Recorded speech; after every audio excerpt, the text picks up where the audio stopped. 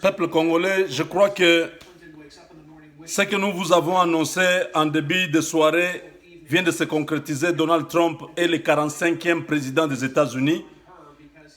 Personne ne lui avait donné la chance. Les médias avaient tronqué l'information, les médias avaient tronqué les sondages pour décourager Donald Trump.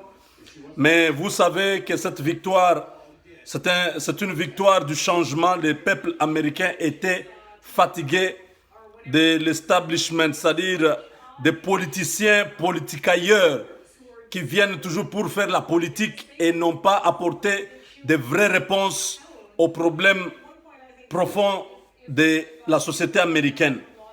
Et ici, nous, en tant que conservateurs, nous, les républicains conservateurs, nous sommes contents parce que c'est un conservateur ici aux États-Unis, ce sont des gens qui croient aux valeurs chrétiennes, aux valeurs divines, qui croient à la famille, qui croient à une société qui dépend non pas du gouvernement, mais à une société qui se prend en charge. Voilà pourquoi aujourd'hui, le peuple américain s'est prononcé, le peuple américain a parlé. C'est vrai qu'il y a des frustrations pour les minorités comme les populations noires, les populations islamiques, les populations hispaniques qui se sentent offensées parce que Donald Trump, pendant sa campagne, n'a pas ménagé ces catégories de la société américaine.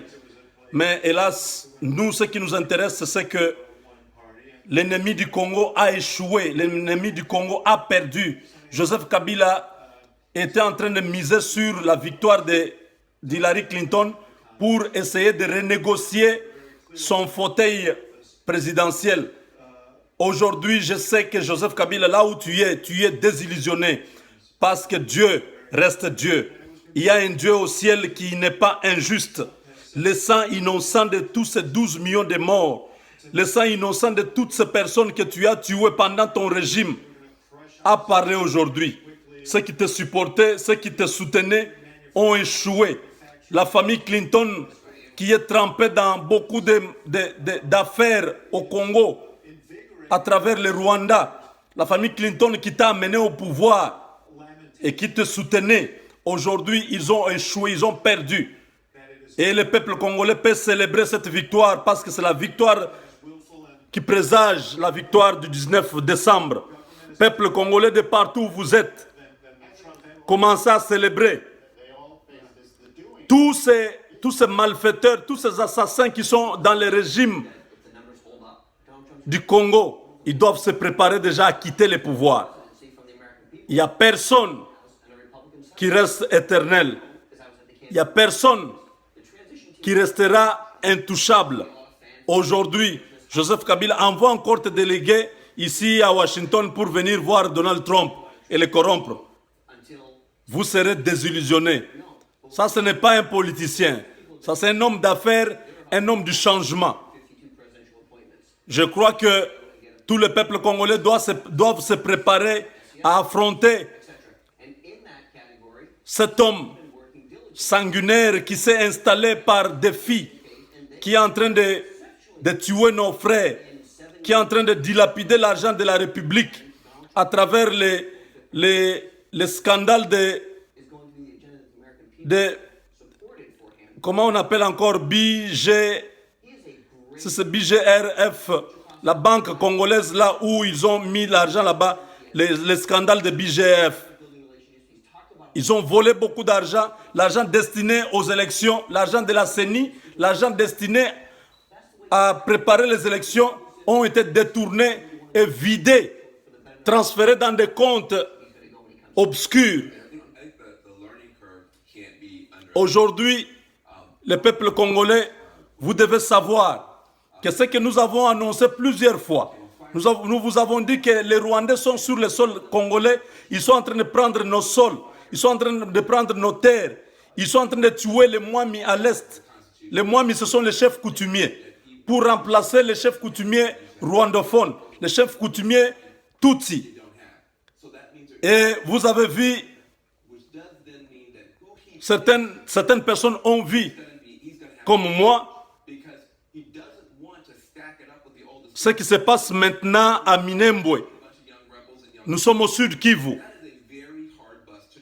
Le Minembwe là-bas, c'est là où c'est le plateau, c'est sur le plateau de Itombwe, là où les Tutsis rwandais habitent, communément appelés les Banyamulenge. Ces Banyamulenge viennent d'avoir leur premier chef coutumier.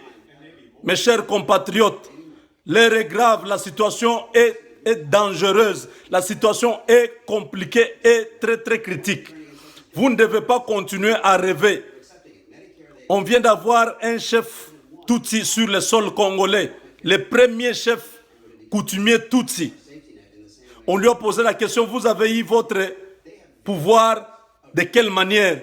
Il a dit, les anciens de cette province m'ont accepté, m'ont reconnu, ils m'ont donné ce pouvoir. Ça n'existe pas. Le pouvoir coutumier ne se donne pas comme ça. Le pouvoir coutumier vient des ancêtres. Si vous n'avez pas eu un ancêtre qui a dirigé un clan, qui a dirigé une famille, qui a dirigé une ethnie, vous ne pouvez pas aujourd'hui devenir un chef coutumier. Moi qui vous parle, je suis un enfant d'un chef coutumier, un grand chef coutumier du Kasaï. De deux côtés, et du côté de mon père et du côté de ma mère, je suis un enfant d'un chef. Donc ça vient de mes ancêtres, ça vient dans la famille, c'est héréditaire. Ce n'est pas quelque chose où je vais m'autoproclamer aujourd'hui. Si demain vous me voyez chef coutumier au Congo, ce n'est pas quelque chose de surprenant. Parce que ça vient de la famille. On choisit qui remplace celui qui est mort. Et à l'est du pays, nous avons déjà perdu beaucoup de Mwami, au nord comme au sud Kivu. Maintenant, il passe dans la phase de l'installation de nouveaux Mwami. Cet homme-là s'appelle aussi Mwami. Et cet homme-là, vous savez c'est qui?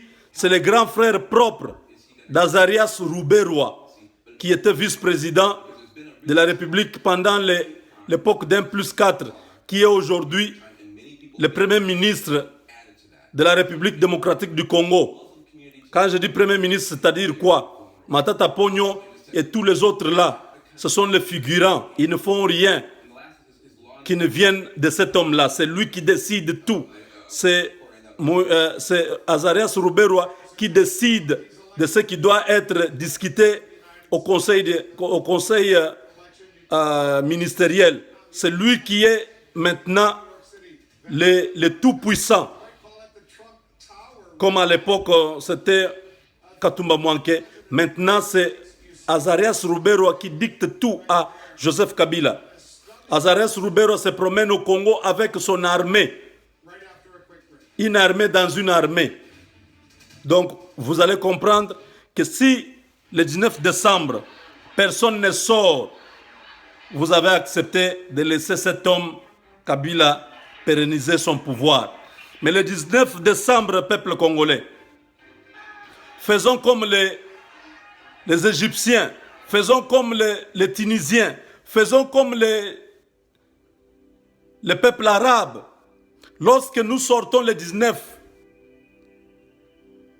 ne brûlons rien, ne tuons personne, n'attaquons pas les biens d'autrui, n'attaquons rien. Sortons seulement, envahissons toutes les rues, toutes les avenues, toutes les routes, toutes les voies de communication dans la ville de Kinshasa et dans des provinces. Envahissons toutes les places publiques. Paralysons la circulation, les activités quotidiennes de la vie d'une ville. Sortons en grande masse. Sortons en masse. Sortons en grand nombre. Au premier jour, si Kabila ne quitte pas le pouvoir, au deuxième jour, Que chacun puisse avoir sa bouteille d'essence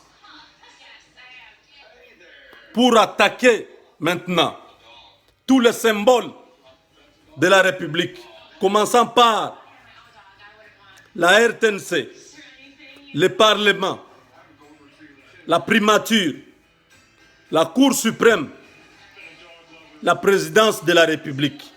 Il faut attaquer tous ces symboles. L'aéroport, il faut attaquer, mes chers compatriotes, ça sera le dernier assaut. Que personne ne rentre dans sa maison. Approvisionnez-vous déjà. N'ayez pas de choses compliquées, ayez seulement la farine à la maison. Que les femmes soient prêtes à préparer la nourriture pour leur mari. Ceux qui vont manger, les autres restent dans la rue. Vous alternez. Qu'il y ait du pain, qu'il y ait du sucre. Il faut importer toutes ces choses. Les commerçants congolais qui aiment le Congo, importer en grande quantité le sucre, la farine de froment. Toutes ces choses-là puissent être en permanence, qu'il y ait du pain. Je sais qu'il n'y a pas l'argent au Congo, mais le Dieu du Congo s'occupera ces jours-là des Congolais. Que nous soyons déterminés. Lorsque nous sortons pour la révolution, personne ne rentre dans sa maison. Nous restons jusqu'à ce que Kabila quitte le pouvoir. Nous sommes prêts de notre victoire. Aujourd'hui, la défaite d'Hillary Clinton démontre la défaite de Joseph Kabila et Paul Kagame. Tout le système qui a été installé en Afrique centrale va être démantelé. Parce que c'est le moment du changement qui est arrivé. Peuple congolais, restons debout, nous sommes ensemble.